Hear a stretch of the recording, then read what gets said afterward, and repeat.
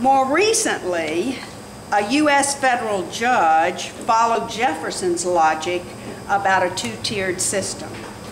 In essence, he legally sanctioned an apartheid system of education for our nation.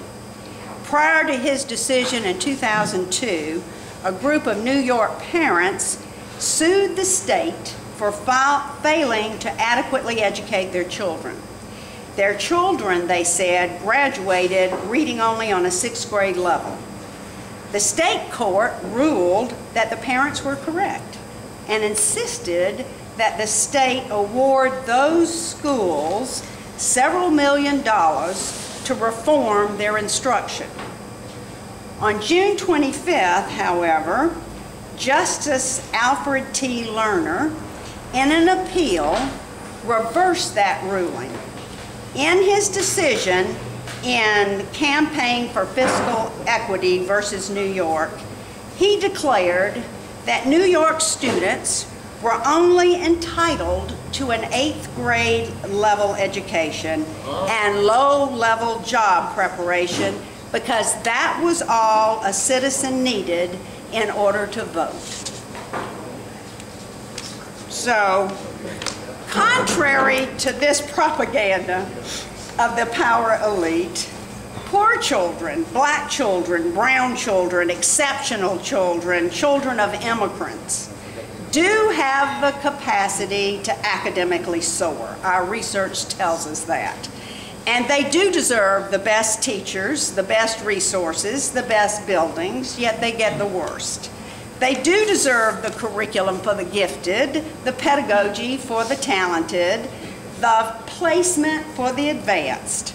All children are gifted, and the tracking of them into little elite enclaves, an exclusionary practice, is and always has been an outgrowth of racist and classist ideology, an ideology with a long and wicked past, and one that has nothing to do with democratic ideals.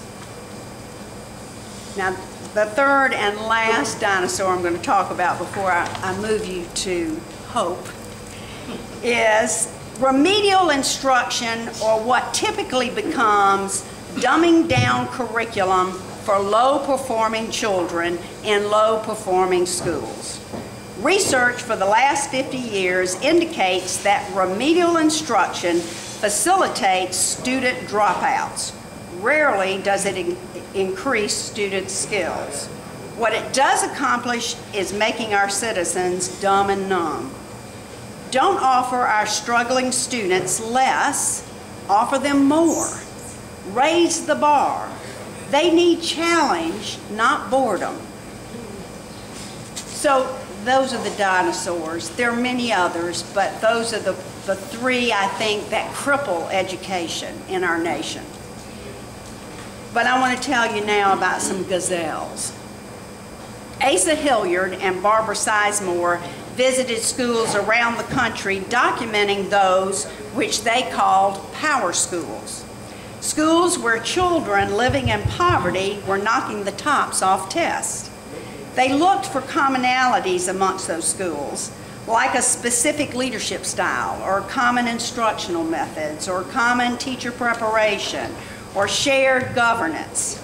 Yet none of these, is that better? Oh, yes. Yeah. Super. Great.